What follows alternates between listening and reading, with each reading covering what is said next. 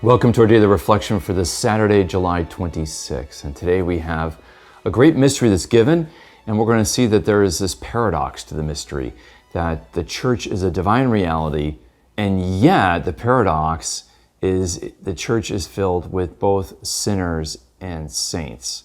How can the church be a divine reality, a divine institution, and yet be filled with sinners, even bad, at times, bishops and priests? And bad laity for that matter. Let's be honest. It's all of the members of the church can be sinful and corrupt, and yet there's also in the midst of all these sinners, great saints. And so there's this mixed reality. How does that work? Well, first off, we get this great reading from the Old Testament from Exodus 24 about the making of the Old Covenant with Moses and the people of Israel. And Moses takes the animal sacrifices and he takes the blood of the sacrifices and throws half of it on the altar, and the other half he sprinkles upon the people as they agree and hear the words of the covenant and they agree to do it. And so it's like a marriage covenant, basically.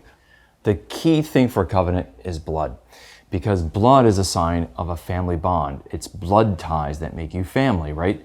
And so a covenant is extending a family relationship between two parties who aren't family, but become family, just like a marriage. A marriage brings two people together. It was just at a wedding. And two people with different last names, they get married and now they're one family and they share one name. And so that's what God's doing with Israel. And the sign of the covenant is the shared blood. But the old covenant, it was a symbol. The blood was a symbol that Israel and Yahweh were the same family. But in the new covenant, Jesus says, eat my flesh and drink my blood.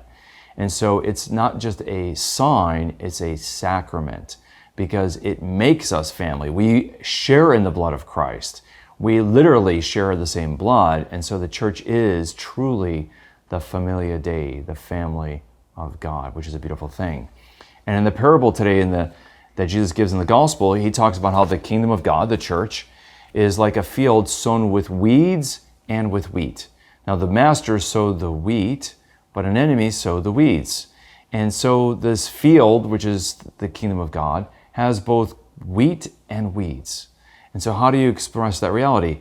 And Jesus shows that even though some of the servants want to pull out all the weeds, the master says you can't do that yet, because you don't know yet until the time of the harvest if it's a weed or a wheat. And so that's true in the kingdom of God. Some sinners might become saints, and some who appear on the road to be saints might become sinners. And it's not until the final harvest that they are separated. And so in the church, we have to be patient and wait for God to separate the wheat from the chaff, right? And it's a divine task.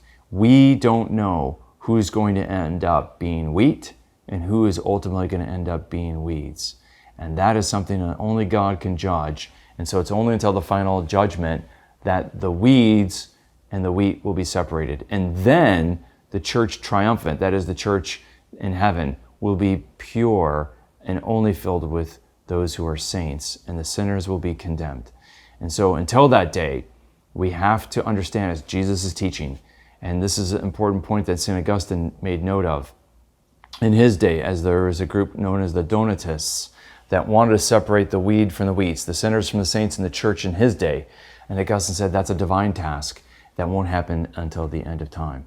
So we have to wait with hope, knowing that God will separate and purify the church, but not yet.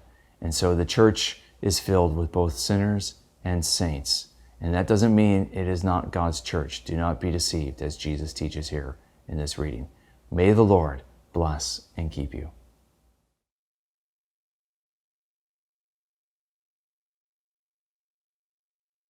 This daily reflection is brought to you thanks to the generous support of the Mission Circle. Join the Mission Circle to help Catholics worldwide understand, live, and share their faith. Sign up at missioncircle.org today.